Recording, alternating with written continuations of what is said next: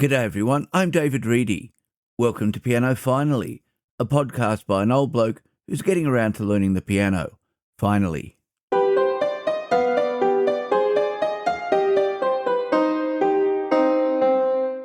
Welcome to show number 85. Thank you very much for downloading the show. If you're a regular listener, then thanks for your support. But if this is the first time you're hearing the podcast, I hope you enjoy what's in the show. And if you do like what you hear, please consider subscribing. Are you learning a musical instrument? If you are, let me know how you're going with it. You can contact me at david@pianofinally.show. It was in January 2024 that I finally got around to getting a keyboard with which I could learn the piano. So that means that sometime in the last couple of weeks, I passed the 2-year mark. I could look up the exact date, but that's not important. I am nowhere near organised enough that a day either way would make a difference. And so the beginning of February seems to be a good time to look back over those 2 years and see the reality of deciding to learn the piano after 60. Spoiler alert, it was a great decision.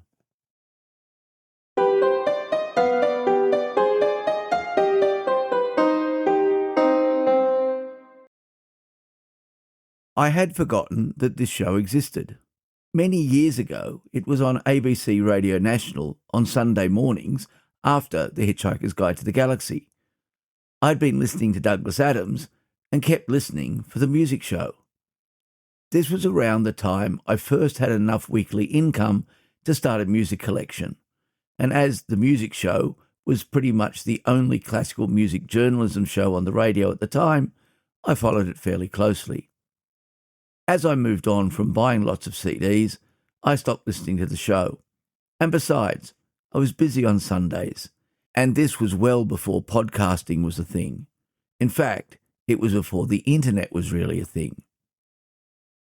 I was reminded of the show by the host's appearance on No One Saw It Coming, where he spoke about the music of Stravinsky and the premiere of The Rite of Spring. That host is Andrew Ford.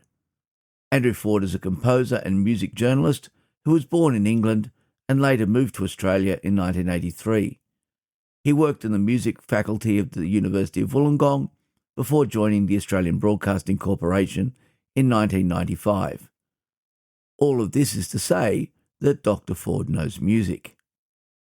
The music show has 2 episodes each week.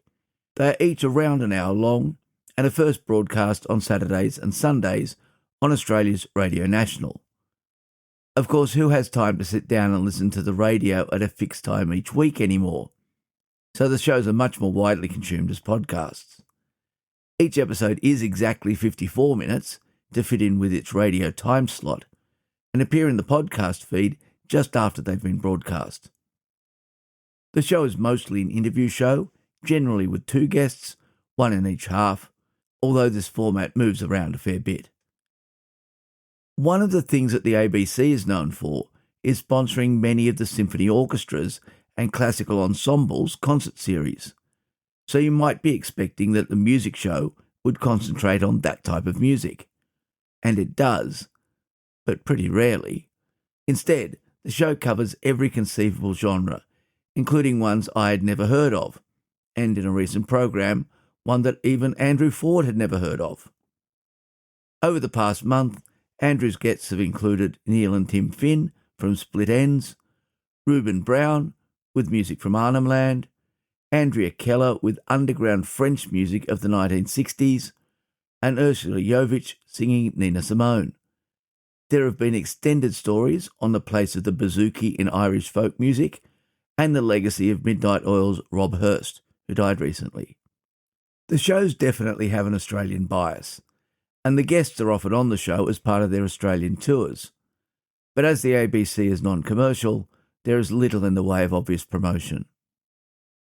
The music show is now a permanent part of my podcast listening.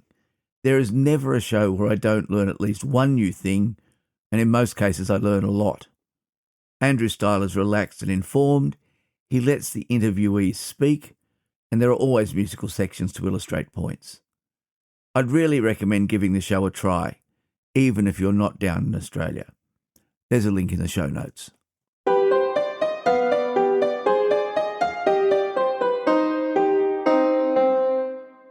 Year 2. January 2024 saw my first real keyboard arrive at home, a Roland FP30X, which I bought with the idea that I would eventually pass it on to the younger members of the family. One way or another, this was just the first instrument. Either I would find out that I really wasn't cut out for piano playing, and the keyboard would just take up space until it moved on, or I'd find that I really enjoyed it and would replace it with something better. And we all know which way that went. At the moment, I'm mostly where I thought I would be. After 2 years, I can play well enough to learn grade 1 pieces. Preparatory for the first year, preliminary for the second year, and then moving into grade 1 for the third year. I've passed 2 music theory exams, grades 1 and 2, getting 100% in each, so the theory is on track. So at least I can say I am successfully learning the piano. I'm going to assume that all of you who have learned an instrument have made similar progress in a similar time. As adults, our time availability is very different to young students, but I think we all progress at around the same rate. I'm going to suggest that this is exactly the rate that the examination boards expect. They expect 1 grade per year, based on their publications, and even with the busy schedule of adults, this seems achievable. I'm pleased with my progress. I think that it's realistic. Would I like to be able to play concert pieces? Yes, but they're probably still 8 to 10 years away at my current rate. And that's fine. Now, this next bit is going to sound a bit like one of those pre-Christmas feel-good movies made for television, so apologies. Nice though the improvement in technique is, it's all the experiences along the way that have really made the difference. Deciding to learn the piano has provided a huge range of activities that I hadn't even thought about when I walked into that first piano shop. All of them come from the piano increasing my engagement with music in general. So, just in this second year of learning, I've done quite a few things. I got a new subscription to the Sydney Symphony Orchestra concerts at the Opera House, which included hearing from musicologists and conductors about well-known pieces of music. I'll never listen to Ravel's Bolero the same way again. It also included a newly commissioned piece from an Australian composer each time, keeping me in touch with contemporary classical music. I also saw some contemporary dance paired with Bach. Getting back into the swing of subscribing also saw me going to the Bell Shakespeare series and booking again with Bell for 2026, along with the Sydney Theatre Company. Piano lessons with Devi meant I went to a couple of jazz concerts and 2 of Devi's own concerts with music well outside of the scope that I would pick if left to my own devices. And these have been great. Not only did I get to hear very different styles of music, but I also got the experience of being with others enjoying the performance. Sharing the in-person experience with others is one of the best parts of seeing live music, and those are experiences that I wouldn't have had otherwise. Being more comfortable with reading and working with music also led me to my biggest step outside my comfort zone for the year, singing in front of 1,000 people. Deciding to sign up for the Belong Choir for the Vigil was possibly the best decision I made in 2025. Being able to follow a tune from a printed score gave me the confidence to decide to at least give it a go. I suppose that I was lucky that Nardi Simpson made it such a positive experience. For someone who last sang for an audience in 1975, it was a bit intimidating. But the energy and enthusiasm in Nardi's leadership made the whole process a joyous experience. And so where to for year 3? I have subscriptions to Bell, the Sydney Theatre Company, and the Sydney Symphony Orchestra again. I'm planning to get the date right for Devi's showcase this year, and I'm planning to learn some pop music to go along with the Beethoven and Bach. Oh, and I'm investigating joining a choir on a permanent basis. I went to a rehearsal last Thursday, and it was a lot of fun and very welcoming. See where learning the piano can take you?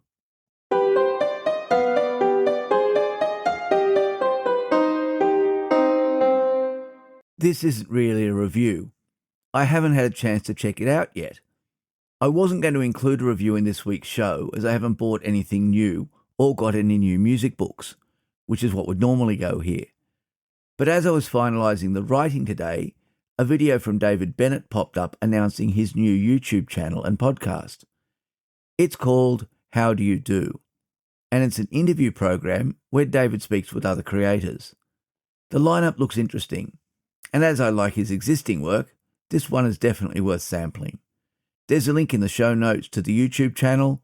I couldn't find the podcast link except on Spotify, and I think it might be a little early for it to have come up in some of the directories. But give it a try if you like.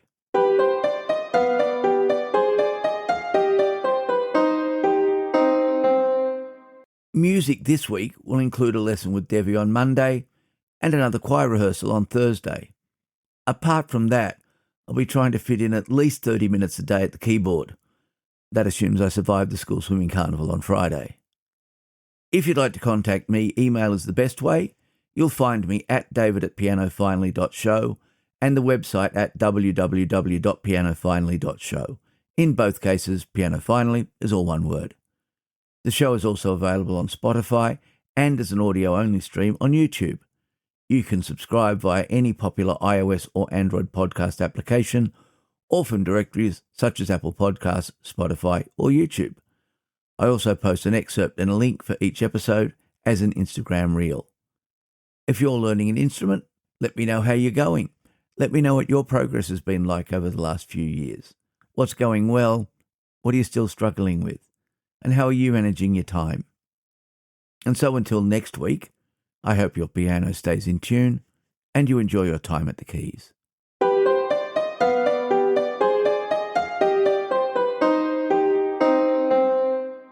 At last week's piano lesson, Devi and I were planning the next term of learning, and I mentioned that I wouldn't mind learning something a bit more modern and less classical, maybe a pop song. I dabbled with some Elton John and Billy Joel before realising that the books were unauthorised and sending them back. Devi is making some plans so that I can learn to play some of that style of music. To start, she's given me a chord progression to practice. This is just going to be the starting point and we're going to build up. So this week, everything is still in root position and I'm working on moving smoothly between the chords, to a greater extent in some than others. The song is in A minor, so the chords are all white keys except for one non-diatonic one. The 3-note chords are no problem at all. The 7ths, though, are difficult with my left hand. Right-hand ones are much easier. I'll include a run-through of the progression, see if you can guess the song. The chord section is recorded in Cubase from the Nord Stage 4 because, it's a pop song. I'm still working on Sea Song and Moonlight, so I'll include them too. They were recorded using Cubase 15 running on an M4 Pro Mac Mini with Piano Tech 9 emulating a Shigeru Kawai SKEX Grand Piano in concert recording mode. I used the Kawai NV10 to play the notes.